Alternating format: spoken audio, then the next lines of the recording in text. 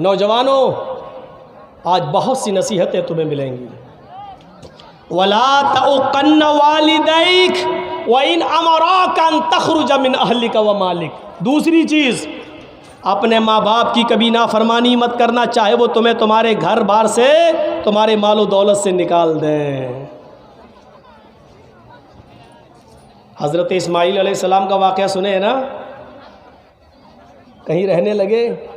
ابراہیم علیہ السلام جب اپنے بیٹے سے ملنے گئے، دروازے کو دستک دی. اسماعیل علیہ السلام کی بیوی نے دروازہ کھولا، سامنے بوڑھا آدمی کھڑا ہے. اسماعیل کی بیوی نہیں جانتی تھی کہ یہ میرے سسر ہیں، دیکھا نہیں تھا. اس بستی میں اسماعیل علیہ السلام نے ایک شادی کر لی تھی. حضرت ابراہیم علیہ السلام نے سلام کیا، اس عورت نے جواب دیا اسماعیل کی بیوی نے. حضرت ابراہیم نے پوچھا اسماعیل علیہ السلام کہاں گئے؟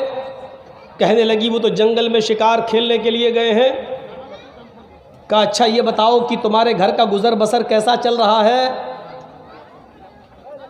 تو کہنے لگی بہت برا. بہت برا؟ ہاں، صبح کھا لو تو شام کو نہیں ملتا، شام کو کھا لو تو صبح بھوکے رہتے، بہت برا حال ہے. ابراہیم علیہ السلام سمجھ گئے کہ میرے بیٹے نے بیوی کا انتخاب کرنے میں غلطی کی. تو کیا کہا؟ بہو کیا کہا؟ اسماعیل کی بیوی کہا جی. جب اسماعیل علیہ السلام گھر پہ آ جائیں تو ان سے صرف اتنا کہہ دینا، ایک بوڑھا آدمی آیا تھا، اس نے آپ کو سلام کہا ہے اور یہ کہا ہے کہ گھر کی چوکھٹ بدل دو، چوکھٹ ٹھیک نہیں ہے. اب وہ بیوی دیکھتی ہے، کہتی چوکھٹ تو ٹھیک ہے، دروازہ بھی ٹھیک ہے، یہ بڈھا سٹیا گیا، اس کا دماغ خراب ہو گیا. چوکھٹ بالکل صحیح ہے، سردیوں میں دھوپ آتی ہے، گرمیوں میں ہوا آتی ہے، چوکھٹ تو سب ٹھیک ہے، یہ بڈھا سٹیا گیا. اسماعیل علیہ السلام جب گھر میں آئے تو بیوی نے پورا واقعہ سنایا تھا کہ ایک بڈھا آیا تھا. کہا اچھا کیا ہوا؟ کہا اس نے آپ کو سلام کہا. اچھا اور کیا کہا؟ سمجھ گئے کہ میرے باپ تھے. کہا اور کیا کہا؟ انہوں نے مجھ سے پوچھا کہ گھر کی کا حال کیسا چل رہا ہے؟ تو میں نے کہا بہت برا، صبح کھا لو تو شام کو نہیں ملتا، شام کو کھا لو تو صبح نہیں ملتا. تو انہوں نے کہا کہ اچھا ٹھیک ہے، تمہارے شوہر آ جائیں تو ان سے کہہ دینا ایک بڈھے نے سلام کہا ہے اور یہ کہا کہ گھر کی چوکھٹ ٹھیک نہیں ہے، چوکھٹ بدل لو. کہا کیا کہا؟ کہا گھر کی چوکھٹ بدل دو، سٹیا گیا تھا بڈھا. اسماعیل نے کہا بڈھا نہیں سٹیایا، تم سٹیا گئی ہو. کہا کیا ہوا؟ کہا میرے باپ نے چوکھٹ بدلنے کا حکم دیا. جانتی ہو چوکھٹ سے کیا مراد ہے؟ میری بیوی وہ میرے باپ تھے اور چوکھٹ تم ہو. تم نے کہا کہ بہت برا حال چل رہا ہے، یعنی تم نے یہ نہیں کہا اللہ نے مجھے جس حال میں رکھا ہے ہر حال میں اللہ کا شکر. میرے باپ نے کہا چوکھٹ بدل دو، یہ چوکھٹ ٹھیک نہیں ہے، یعنی میرے باپ نے تمہیں طلاق دینے کا حکم دیا ہے. اے میری بیوی، میں اپنے باپ کی نافرمانی نہیں کر سکتا ہوں اور ابھی میں تمہیں طلاق دیتا ہوں. چوکھٹ بدل دی. آج کل تم لوگ کیا چوکھٹ بدلو گے؟ تمہارے گھر میں جو نئی نویلی بیوی آتی ہے وہ خود ہی تمہاری چوکھٹ ختم کروا دیتی ہے. اماں کو چھوڑ، باپ کو چھوڑ، ادھر رہے میرے ساتھ. ساس سسر سے ایک دم بدلہ لے لیتی ہے. میرا باپ ہے، تیرا باپ میرا باپ نہیں ہے.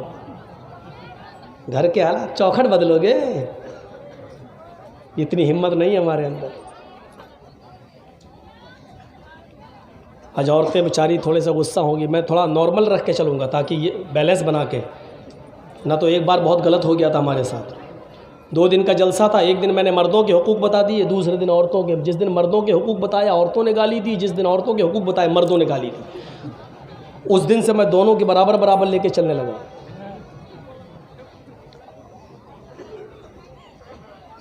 تو یہ ہوتا ہے. طلاق دے دی.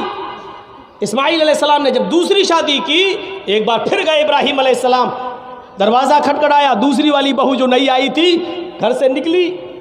جی کون؟ کہا اسماعیل کہاں ہے؟ کہا وہ تو شکار کھیلنے گئے ہیں. اچھا یہ بتاؤ گھر میں تمہارے گزر بسر کیسا چل رہا ہے؟ الحمدللہ اللہ کا شکر ہے، اللہ نے جس حال میں رکھا ہے خیر۔ دیکھو اسماعیل گھر پہ آ جائیں تو کہہ دینا ایک بوڑھا آدمی آیا تھا، اس نے تمہیں سلام کہا ہے اور کہا ہے کہ تمہاری چوکھٹ بالکل ٹھیک ہے، اس کو برقرار رکھنا، اس چوکھٹ کو مت بدلنا۔ وہ بھی کہتی کتنا بڑا بڈھا سٹیا گیا، ارے بدلنے کون جا رہا ہے چوکھٹ جو کہہ رہا ہے کہ برقرار رکھنا۔ اسماعیل علیہ السلام آئے تو پوری بات بتائی تو کہا وہ میرے باپ تھے، اور چوکھٹ کو برقرار رکھنے کا مطلب یہ ہے کہ انہوں نے کہا کہ یہ بیوی تمہاری ٹھیک ہے جو اللہ کی شکر گزار ہے۔ اچھا ایک بات سنو، پورے واقعے کو سننے کے بعد کیا مطلب نکالا آپ نے؟ میں نے ایک مطلب نکالا ہے، میرا ایک مطلب یہ نکالا ہے، اتنی سی بات پر بس گھر کا گزر بسر کیسا چل رہا ہے؟ بہت برا، صبح کھا لو تو شام کو نہیں ملتا، شام کو کھا لو تو صبح نہیں۔ اتنی سی بات پر ابراہیم علیہ السلام نے کہا یہ اللہ کی نافرمان اور اللہ کی ناشکر گزار عورت ہے، چوکھٹ بدل دو۔ آج کل کی طرح ہر بات میں نافرمانی کرنے والی عورتیں ہوتی تو کیا حالت ہوتی؟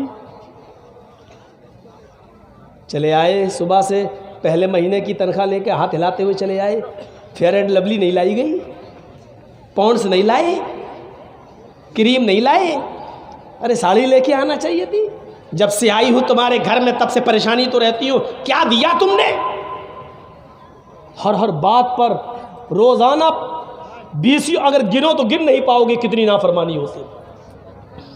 اپنے ماں باپ کی نافرمانی مت کرنا، چاہے وہ تمہیں تمہارے اہل و عیال سے اور تمہارے مال و دولت سے تمہیں بے دخل کرنا ہے، نکال دیں۔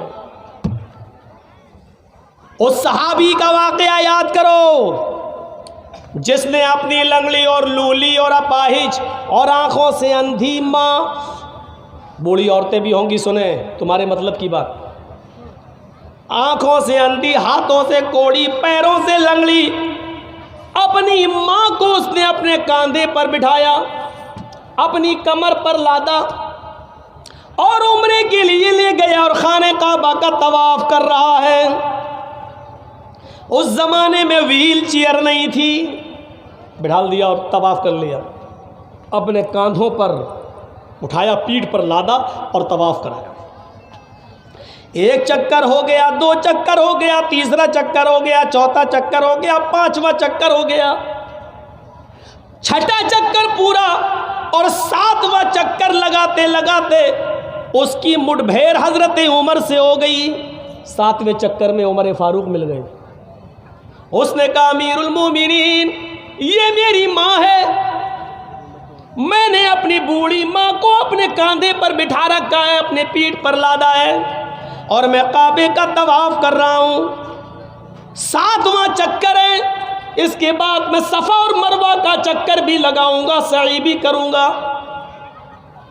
امیر المومنین میری ماں لیٹرین کرتی ہے، اس کی گندگی کو میں صاف کرتا ہوں۔ میری ماں ہاتھوں سے کوڑی ہے، میں اپنے ہاتھ سے کھانا بنا کر اپنی ماں کو کھلاتا ہوں۔ اس کے منہ میں دانت نہیں ہے، میں اپنے منہ میں روٹی کو چباتا ہوں، نرم کر کے میں اپنی ماں کے منہ میں ڈال دیتا ہوں۔ میں اپنی ماں کے کپڑے دھلتا ہوں، اپنے ماں کا پیشاب و پائخانہ صاف کرتا ہوں۔ امیر المومنین کیا ابھی بھی میں نے اپنی ماں کا حق ادا نہیں کیا؟ کیا اب بھی مجھ سے باز پرس ہوگی؟ کیا ابھی بھی میں نے اپنی ماں کا حق ادا نہیں کیا؟ حضرت عمر فرماتے ہیں آئے میرے دوست میں کیسے بتاؤں؟ اس نے کہا امیر المومنین سچ بتائیے، کیا ابھی بھی میں نے اپنی ماں کا حق ادا نہیں کیا؟ حضرت عمر کہتے ہیں نہیں۔ کہا امیر المومنین کتنا حق ادا کروں، کتنی خدمت کروں تب جا کر حق ادا ہوگا؟ تو حضرت عمر کہتے ہیں مجھے یہ نہیں معلوم کہ کتنی خدمت کرو تب حق ادا ہوگا، لیکن تیرے سوال کا جواب اتنا میں ضرور دے دیتا ہوں کہ تو نے طواف کرایا، تو نے اپنی پیٹھ پر لادا، تو نے صفا اور مروہ کے چکر لگائے، کھانا تو کھلاتا ہے، پکاتا تو ہے، کپڑے تو صاف کرتا ہے، پیشاب و پائخانہ تو صاف کرتا ہے، ان سب کے کرنے کے باوجود تو پوچھتا ہے کہ میں نے اپنی ماں کا حق ادا کیا یا نہیں؟ تو سن، ابھی تو نے اپنی ماں کی اس آہ کا بھی حق ادا نہیں کیا۔ جب تو اپنے ماں کے پیٹ سے پیدا ہو رہا تھا، جب تجھے تیری ماں جن رہی تھی، ڈلیوری کے وقت جب تیری ماں تجھے جن رہی تھی، پیدا کر رہی تھی، درد کی وجہ سے تجھے پیدا کرتے وقت جو درد عورت کو جو بچے کی پیدائش کے وقت درد ہوتا ہے، اس درد کے موقع پر تیری ماں کی منہ سے جو پہلی آواز نکلی آہ، ابھی تو نے اپنی ماں کی اس پہلی آہ کا بھی حق ادا نہیں کیا، اس کی پوری زندگی کا حق ادا کرنا تو بہت دور کی بات ہے۔ اس واقعے سے اندازہ لگا سکتی ہے آج کی نوجوان نسل اپنی ماں کی وہ کتنی خدمت کر رہی ہے، اور تم اپنی ماں کو اس وقت چھوڑ دیتے ہو اپنی بیوی کے کہنے پر جب اس وقت اس کو تمہاری سب سے زیادہ سخت ضرورت ہوتی ہے۔ تصور کریں،